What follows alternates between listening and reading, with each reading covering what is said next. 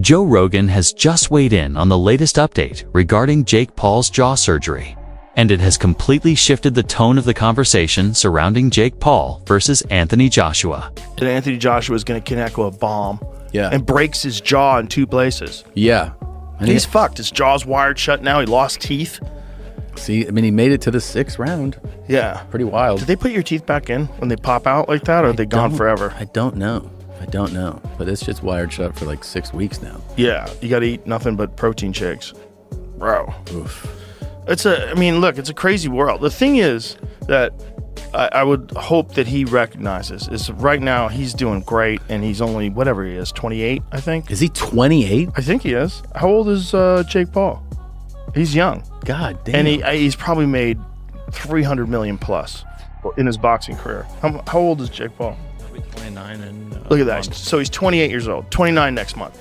This wasn't just another influencer. Boxing showcase. Jake Paul stepped into the ring with a legitimate heavyweight, and the fight ended with him suffering a broken jaw, damaged teeth, and a long recovery period ahead.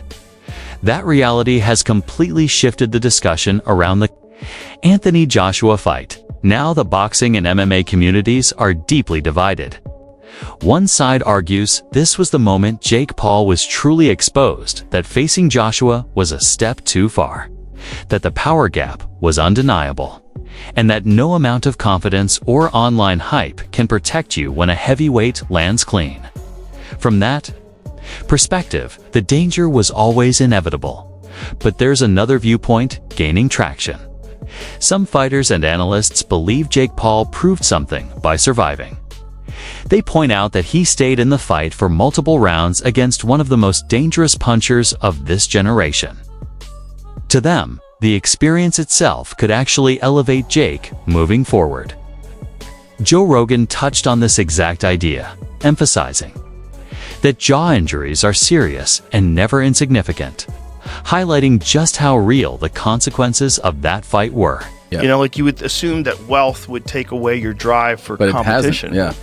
He's also nuts, right? Just Yeah. the fact that he's willing to fight the 2-time heavyweight champion, former Olympic gold medalist. Yeah. A guy who's gigantic in his prime, Gigantic. built like a Greek god. Yeah. And you're going to stand, and he's a one-punch killer. And you're going to stand in front of that guy, and he avoided shots till the 6th round. He just started getting tired. Yeah, his movement in that fight was crazy. It was very good. Yeah, It was very good. He was really keeping him moving around the whole ring, and then You can't afford to get tired. You can't get That's tired. the thing is, like, he gets tired in a lot of his fights in the later rounds. You should really sort that out. Because if he had a much bigger gas tank, like if he was training with like some of these elite world-class strength and conditioning coaches and just worked on his cardio, he'd be beating way more guys. you think so? Yeah, 100%. But it's like what he's doing is learning how to box, and he's boxing, and he's training hard for sure.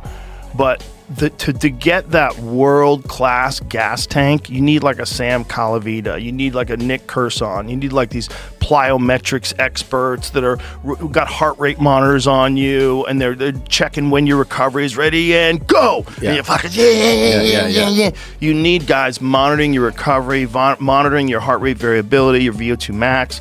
I couldn't believe it. I don't. And maybe he is. Maybe I'm wrong. Maybe he is doing that. But whatever it is, it's not. It's not enough. It's not enough. I broke Jake's jaw. And His teeth look a bit removed as well. yeah, his teeth have come out of place. But credit to him, he done well. But I told him what was going to happen. But it just took 6 rounds to do that. People will criticise you for going 6 rounds with Jake Paul. How do you feel about that? I deserve it. Why? Come on. Because You know, most people wouldn't have the balls ever to step in a boxing ring in their life. He stepped in a boxing ring with one of the baddest men on the planet, who's 40 pounds heavier than him and 6 inches taller. What? That's insane. He's one of the most skilled fighters on the planet. My brother, as a fucking YouTuber, went 6 rounds with him in a fight with a broken jaw and rolled ankle. I'm so proud of him. That was just unbelievable. I saw you talking crap to AJ at one Bro, I point. was trying to get his head. I think I pissed him off. I was just saying fuck that shit. I love AJ. But bro, I saw you going on the I was talking so much. But I just pissed him off. Then he broke my brother's jaw. Fuck this guy. Broke his jaw, huh? Yeah, his jaw's fucked. You know? He don't care though. Jake's having a fucking blast. Yeah. We'll see him back again for sure? Yeah, for sure. Thank you, Logan. Appreciate you, brother. Did you think Jake Paul would win? Honestly, I don't know what I thought, but I just didn't expect for it to go down like that. That shit was like a joke almost. Like, that was just like funny. It was just crazy. So you don't think it was a real fight? Nah, I think it was more for entertainment. He's a good entertainer, you know. That's just who he is since he was young. So What should Jake Paul do next? Should he carry on fighting in professional boxing? No, stick with YouTube. Quit boxing immediately and stick with YouTube. He got 40 million for it. He got 40 million for it. Should Jake Paul retire? No, Jake Paul gotta keep going. He gotta keep losing. A. Broken jaw isn't something a fighter can simply brush off. It affects how you train, how you fight, and how you mentally approach every exchange. Once you've taken that kind of damage, especially if surgery or wiring is involved, there's always a lingering thought in the back of your mind. Could it happen again? That's where the debate really intensifies. Some believe this experience will make Jake Paul more cautious, less willing to stand and trade, and more focused on avoiding damage rather than imposing himself. In their view, a more defensive, risk-averse version of Jake could emerge, but Jake Paul sees it differently. He insists the injury has only fueled his motivation, claiming it's given him even more drive to push forward rather than hold back. Your chin.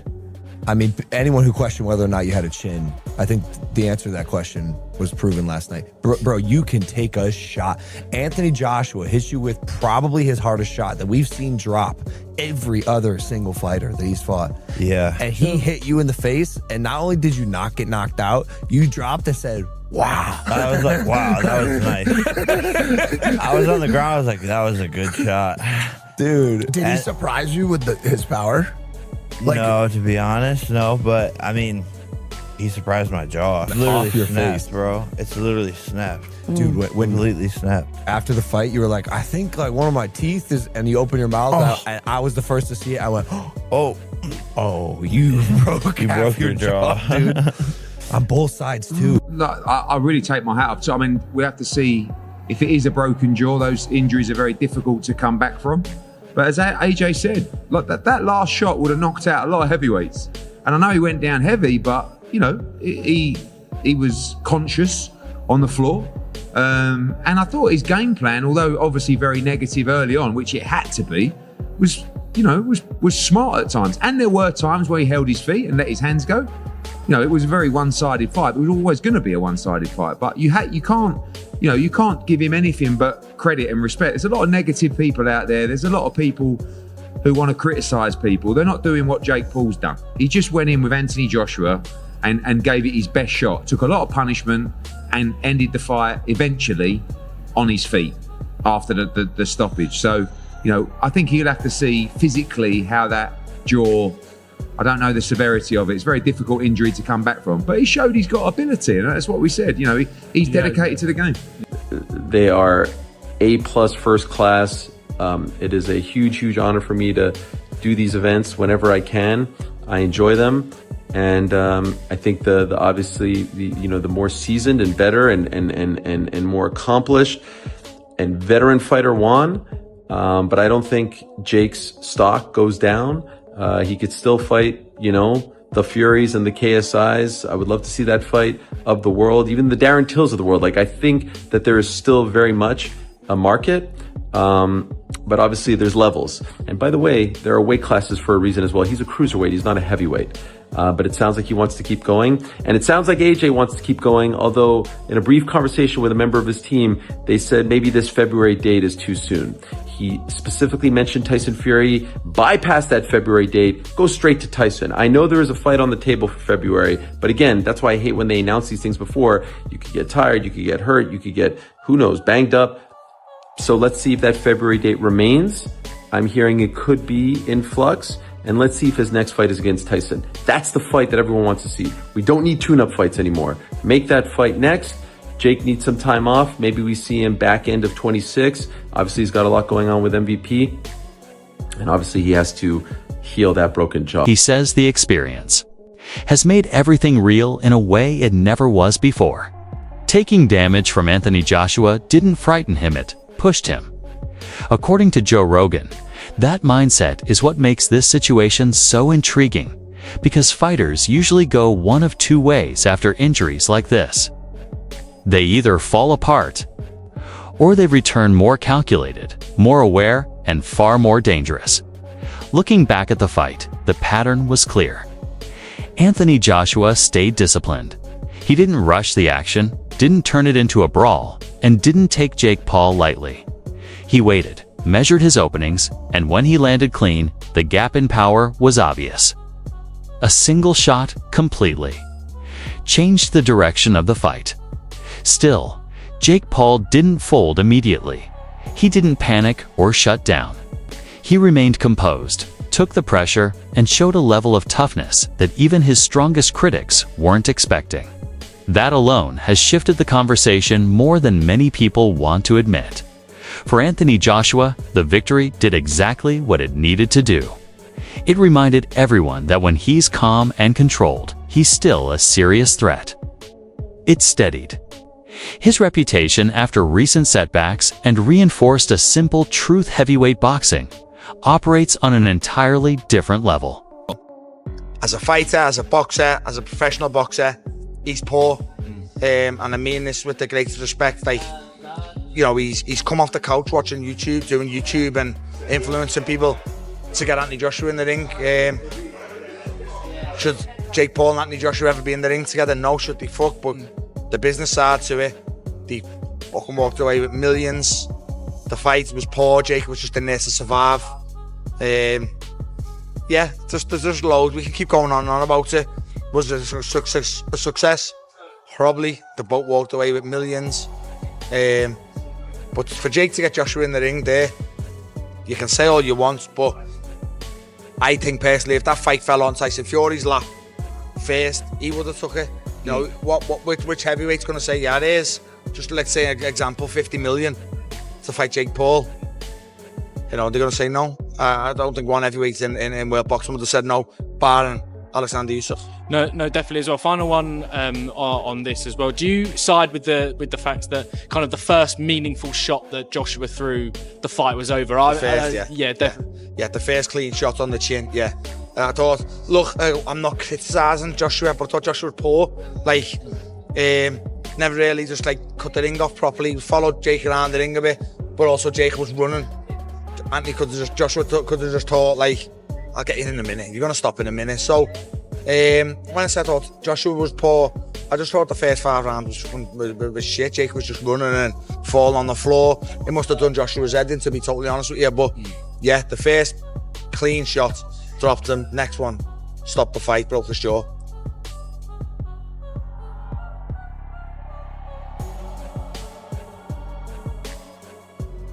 Jake Paul. Though what comes next is far more uncertain and far more compelling. Does he drop back to more manageable opponents? Does he take time to rebuild, protect his jaw, and refine the basics? Or does he push even harder, pursue another huge name, and show that this moment wasn't his limit, but simply the price of stepping into the highest level? Joe Rogan made one thing clear: the jaw injury changes the landscape, but it doesn't close the door.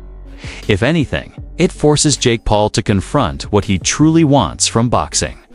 Is it attention, spectacle, and headline moments, or is it real development and long-term growth in the sport? There's no cover left now. No shortcuts, no easy way out. Jake Paul has felt the true consequences of elite boxing, and whatever move he makes next will reveal exactly who he is as a fighter. That's why this story is far from finished. It's only just getting started.